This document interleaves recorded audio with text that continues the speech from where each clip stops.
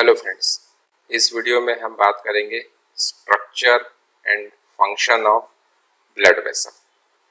तो सबसे पहले मैं आपको बताना चाहूँगा कि what is blood vessel.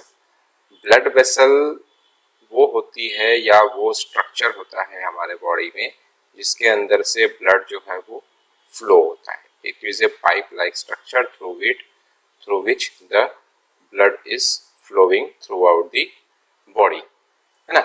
Heart जब ब्लड को पंप करता है, पंप करने के बाद जिस स्ट्रक्चर से ब्लड बॉडी में फ्लो होता है या जिस स्ट्रक्चर से ब्लड जो है वो हार्ट में एंट्री करता है, ये सभी जो स्ट्रक्चर्स होते हैं उनको हम क्या बोलते हैं? ब्लड वेसल्स बोलते हैं। They are just like pipe like structure through which the blood is flowing throughout the body. Now there are three main types of blood vessels, there's like arteries, veins and capillaries। अब ये arteries, vein और capillaries क्या होती है? arteries जैसा कि हम जानते हैं कि arteries वो blood vessels होती है जिसमें से जनरली ऑक्सीजनेटेड ब्लड जो है वो फ्लो होता है, ऑक्सीजनेटेड ब्लड होता है इसके अंदर में। वेन वो होती है जिसमें से डीऑक्सीजनेटेड ब्लड जो है वो फ्लो होता है, डीऑक्सीजनेटेड ब्लड। और आपकी कैपिलरीज जो होती है, कैपिलरीज में आप बोल सकते हो कि ऑक्सीजनेटेड या फिर डीऑक्सीजनेटेड, दोनों टाइप के ब्लड जो है इसमें होते हैं। ठीक है, तो हम देखेंगे किस किस कंडीशन में किस किस टाइप के इसमें ब्लड्स होते हैं। ठीक है, अब उसके बाद जैसे ये आर्टरीज, ठीक है। अब जैसे एग्जाम्पल के लिए मान लीजिए कि ये है हार्ट, ये आपका हार्ट, एक चैम्बर्स हो गए। ठीक है, अब ये आपका राइट ऑरिकल, ये लेफ्ट ऑरिकल, ये राइट वेंट्रिकल और ये लेफ्ट वेंट्रिकल। लेफ्ट वेंट्रिकल में से ब्लड जो है जब इजेक्ट आउट होता है तो वो एओर्टा से फ्लो होता है, एओर्टा में एंट्री करता है और उसके बाद पूरे के पूरे बॉडी में डिस्ट्रीब्यूट होता है। तो एओर्टा में ब्लड जाने के बाद ये एओर्टा जो है फर्दर फिर और फाइन ब्रांचेस में इस टाइप से कन्वर्ट होने लगता है, बहुत सारी ब्रांचेस में ये कन्वर्ट हो जाता है, छोटी छोटी ब्लड वेसल्स बनने लगती है। अब एओर्टा में हम जानते हैं कि ऑक्सीजनेटेड ब्लड फ्लो होता है कि नहीं, क्योंकि लेफ्ट वेंट्रिकल में जो ब्लड आता है इट इज ऑक्सीजनेटेड ब्लड, तो एओर्टा में जो ब्लड आएगा वो भी ऑक्सीजनेटेड ब्लड होगा। तो आर्टरी क्या हो, एओर्टा क्या हो गया हमारा? आर्टरी। ठीक है ना। और साथ में इसकी एक और डेफिनेशन है कि arteries carries blood away from the heart. अब हम देख सकते हैं कि एओर्टा जो है किस तरफ ब्लड को लेके जा रहा है? Away from the heart. तो आर्टरीज जो है हमेशा ब्लड को जो है हार्ट से दूर लेकर जाएगी, अवे फ्रॉम द हार्ट लेकर जाएगी। ठीक है, फिर उसके बाद आर्टेरियोल्स बन जाती है, they are smallest branches of arteries. अब ये एओर्टा जो है सामने जाकर इस टाइप से फाइन ब्रांचेस में और कन्वर्ट होने लगता है इस टाइप से, क्योंकि एओर्टा को जो है पूरे बॉडी में सप्लाई करना है, तो एक ही आर्टरी या अकेला एओर्टा जो है पूरे बॉडी में सर्कुलेट नहीं हो सकता, इसीलिए वो फाइन ब्रांचेस में कन्वर्ट होने लगता है। तो ये जो ब्रांचेस बनती है इसको हम क्या बोलते हैं? इसको हम बोलते हैं आर्टेरियोल्स। करेक्ट। फिर ये आर्टेरियोल्स जो है फर्दर जाकर एक टाइप से फाइन नेटवर्क ऑफ कैपिलरी बनाती है या ब्लड वेसल बनाती है, इस टाइप से, इस टाइप से, इस टाइप से, ये ऐसा। तो ये फाइन जो छोटी छोटी ब्लड वेसल बन जाती है, एकदम फाइन कैपिलरी लाइक स्ट्रक्चर होता है, इसलिए इसको क्या बोलते हैं हम? कैपिलरीज। और कैपिलरीज जो होती है ये सबसे फाइन स्ट्रक्चर है ब्लड वेसल में, जो कि टिश्यू, एक्चुअली जो ब्लड सप्लाई होता है वो टिश्यूज एरिया में या सेल एरिया में जो ब्लड सप्लाई होता है it is via the capillary. Capillary जो है बॉडी की हर सेल के पास जाती है और वहां पर ब्लड के थ्रू जो है आपका न्यूट्रिएंट्स, ऑक्सीजन, ये सब कुछ सप्लाई करती है और वहां से वेस्ट प्रोडक्ट जो है वो भी कलेक्ट करने का काम करती है। तो What are capillaries? Capillaries are smallest blood vessels, location of exchange between blood and interstitial fluid. तो जैसा हम जानते हैं कि एक्चुअली में यहाँ पर जो सेल्स है उनसे जो मटेरियल का एक्सचेंज हो रहा है, न्यूट्रिएंट का एक्सचेंज हो रहा है, it is via the capillary. तो कैपिलरी का फंक्शन क्या हुआ कि इट एक्सचेंज द मटेरियल और nutrients between blood and interstitial fluid. तो ये हर एक सेल के पास जाती है कैपिलरीज और वहां से जो है ऑक्सीजन को देगी, कार्बन डाइऑक्साइड को लेगी, करेक्ट है ना, और साथ में न्यूट्रिएंट मटेरियल को देगी, जैसे कि विटामिन हो गया, अमीनो एसिड का, कार्बोहाइड्रेट, ये सब कुछ है वो सेल को सप्लाई करती है और वहां से यूज जितना भी वेस्ट प्रोडक्ट होता है उस वेस्ट प्रोडक्ट को कैरी करके एक्सक्रीशन के लिए जो है वो कैरी करती है और आगे की तरफ ब्लड के थ्रू वो ट्रेवल करवाती है। तो कैपिलरीज जो है वो एक्सचेंज ऑफ मटेरियल को फैसिलिटेट करती है। फिर उसके बाद वेन्यूल्स। अब ये जो छोटी छोटी कैपिलरीज है ये जो है और बंच मतलब मर्ज हो के एक और ब्लड वेसल बनाती है जिसको हम क्या बोलते हैं, वेन्यूल बोलते हैं, जिसको हम क्या बोलते हैं, वेन्यूल्स बोलते हैं। तो कैपिलरीज मर्ज होके क्या बनाएगी, वेन्यूल्स बनाएगी। तो इस टाइप से ये हर आर्टरीज जो है, आर्टरियोल्स जो है वो कैपिलरी में कन्वर्ट होते जाएगी और कैपिलर में कन्वर्ट होने के बाद ये कैपिलरीज जो है मर्ज होके क्या बनाते जाएगी, वेन्यूल्स बनाते जाएगी, करेक्ट। और तो वेन्यूल्स क्या है, it collect blood from the capillary. तो यही छोटी छोटी कैपिलरी जो है वो मर्ज होके क्या बनाएगी, वेन्यूल बनाएगी, ठीक है। और वेन्यूल में जो है हम देख सकते हैं कि डीऑक्सीजनेटेड ब्लड जो है वो होता है। और यहाँ पर कैपिलरीज में जब तक ऑक्सीजन सप्लाई होने का है तब तक के ऑक्सीजनेटेड ब्लड रहता है, लेकिन जैसे ही कैपिलरी सेल को ऑक्सीजन सप्लाई करने के बाद कार्बन डाइऑक्साइड कैरी करती है तो उसमें किस टाइप का ब्लड रहता है, डीऑक्सीजनेटेड ब्लड रहता है। इसीलिए मैंने बोला था कि कैपिलरीज में जो है ऑक्सीजनेटेड ब्लड भी हो सकता है और डीऑक्सीजनेटेड ब्लड भी हो सकता है। और उसके बाद लास्ट में बनता है वेन्स। तो फिर ये जो वेन्यूल्स है, ऐसे कई वेन्यूल्स मर्ज हो के एक बड़ी ब्लड वेसल बनाएंगे जिसको हम क्या बोलेंगे, वेन बोलेंगे। तो वेन में जो है डेफिनेटली आपका किस टाइप का ब्लड रहेगा, डीऑक्सीजनेटेड ब्लड रहेगा। और ये वेन जो है फिर फर्दर लाकर ब्लड को जो है हार्ट में लाकर पोर करती है। तो ये ब्लड वेसल का काम क्या हुआ कि ये जो है ब्लड को जो है रिटर्न हार्ट में लेकर आती। तो veins return blood to the heart, ठीक है। ये स्ट्रक्चर थ्रू हम और थोड़ा समझ लेते हैं। जैसे यहाँ पे हो गया आपका, मान लीजिए ये इस टाइप से हार्ट हो गया, ये करेक्ट। यहाँ से ये आर्टरी यानी एओर्टा, ये आर्टरी निकली।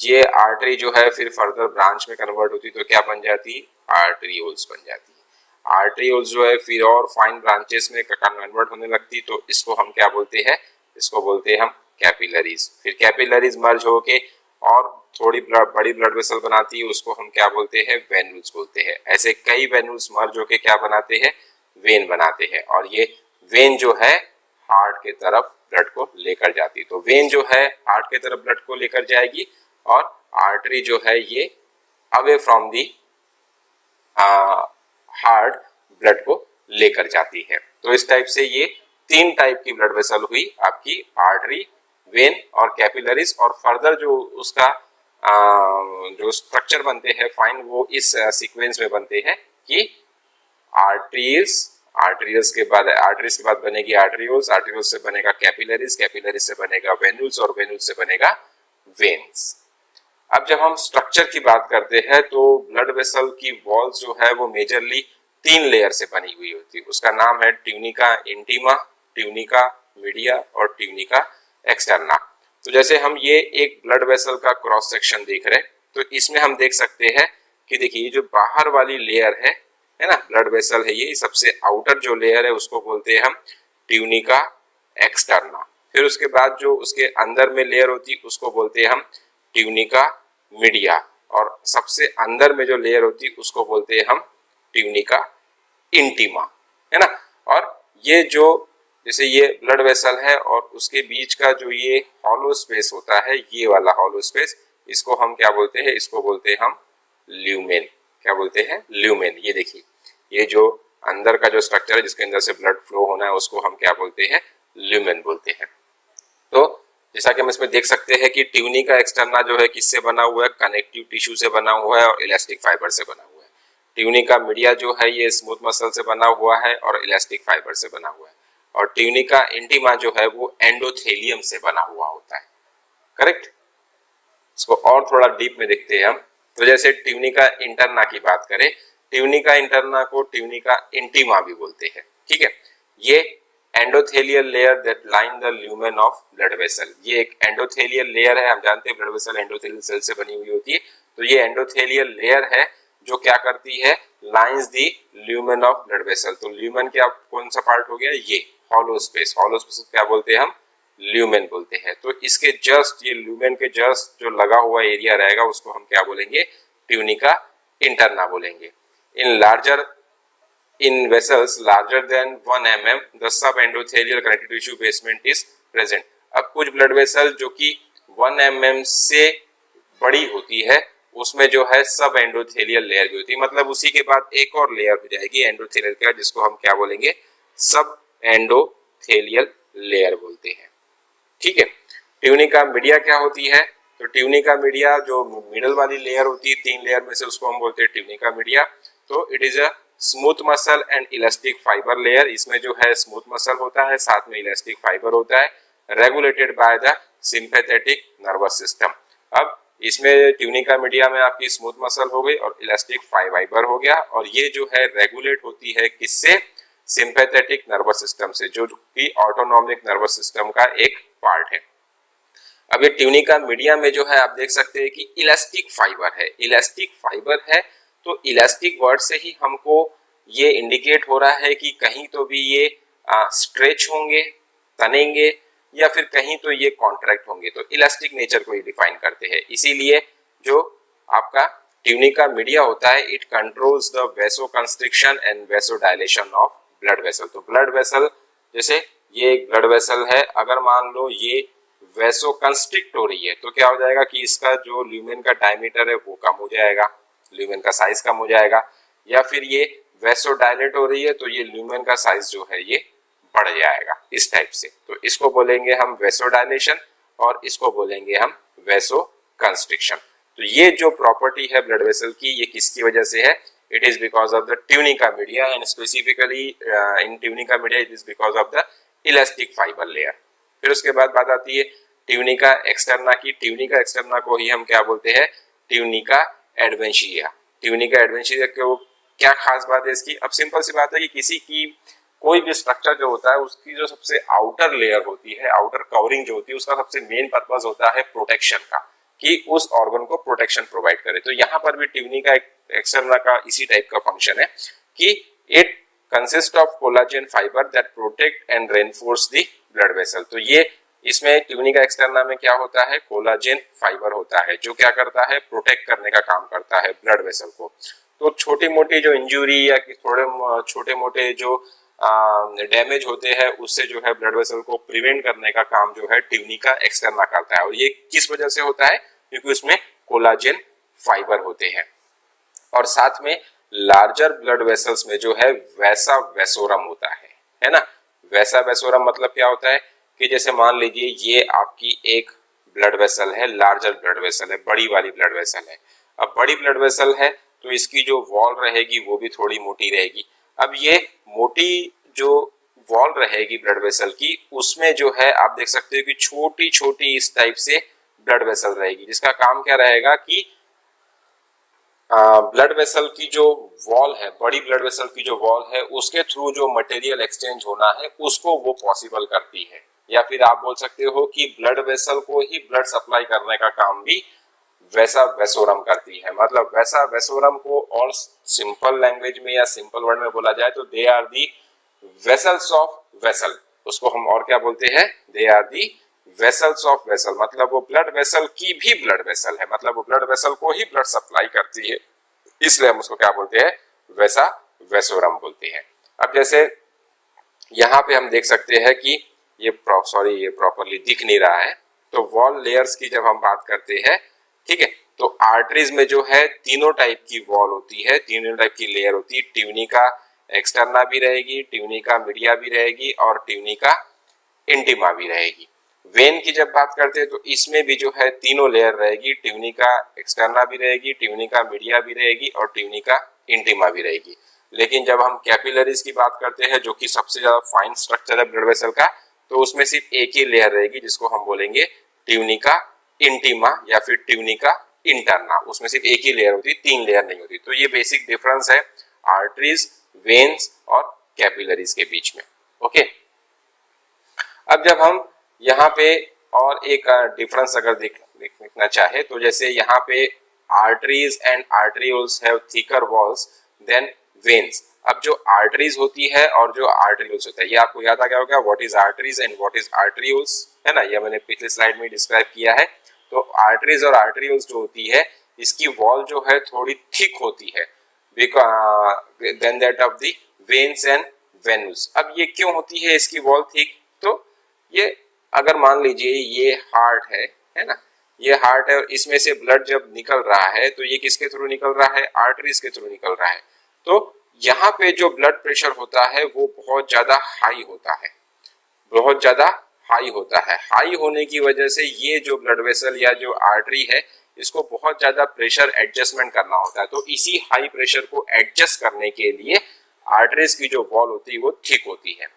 और वेन में जो होता है एज कम्पेयर टू आर्टरीज जो होता है ब्लड वेसल ब्लड प्रेशर जो है बहुत कम होता है, उसकी वजह से उसको ज्यादा एडजस्टमेंट नहीं करना पड़ता, ज्यादा प्रेशर को एडजस्ट नहीं करना पड़ता, जिसकी वजह से उसकी वॉल्स जो है वो थिन होती है as compare to the arteries. और कैपिलरीज की बात करें तो सबसे ज्यादा थिन होती है, क्योंकि हमने स्ट्रक्चर में भी देखा है कि वो सिर्फ एक ही लेयर से बना हुआ है, ट्यूनिका इंटरना से, है ना। तो arteries and arterioles have thicker walls than veins and venules because they are closer to the heart and receive blood that is surging at a far greater pressure। जैसा मैंने बताया कि आर्टरीज में जो है ज्यादा प्रेशर होता है इसलिए उसकी वॉल जो है थिक होती है as compare to the vein. तो यहाँ पर डायग्राम में देख सकते हैं अपन, ये आर्टरीज की वॉल है, ये इतनी थिक है, देखिए इतनी मोटी दिख रही है, लेकिन वेन्स की वॉल देखिए थोड़ी सी कम है, इससे थोड़ी सी थिन है। और आर्टरीज का जो ल्यूमेन रहेगा वो स्मॉल रहेगा और वेन का जो ल्यूमेन रहेगा वो लार्ज रहेगा, है ना। इंटरनल जो ल्यूमेन रहेगा वो लार्ज रहेगा और इसका ल्यूमेन जो है वो स्मॉल रहेगा। वहीं कैपिलरीज का जब बात करते हैं तो वॉल तो है बहुत ही थीन, वेरी थीन वॉल है इसकी। वेन से भी थीन होती है इसकी वॉल क्योंकि ये सिंगल लेयर से बना हुआ है, और साथ में इसका जो ल्यूमेन रहेगा वो भी बहुत ज्यादा स्मॉल रहेगा, वेन से भी छोटा इसका ल्यूमेन रहेगा, ठीक है। अब ये एक चार्ट में हम या एक टेबल में हम जो है पूरे के पूरे स्ट्रक्चर तीनों आर्टरीज, कैपिलरीज और वेन्स को समझने की कोशिश करेंगे। तो सबसे पहले फंक्शन की बात करते हैं। तो आर्टरीज का क्या फंक्शन है? They carry the blood away from the heart at high pressure. Capillary का फंक्शन क्या है?